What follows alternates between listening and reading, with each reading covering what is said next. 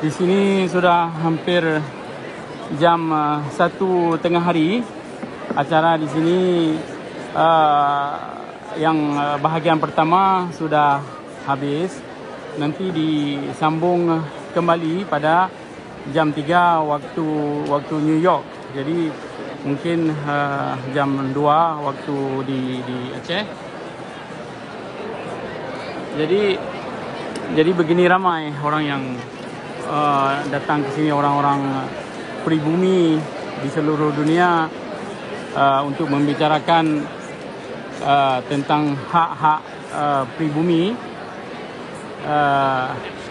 dan hak-hak kita sebagai orang asli yang telah dijajah oleh negara-negara lain. Oh, tak apa ya.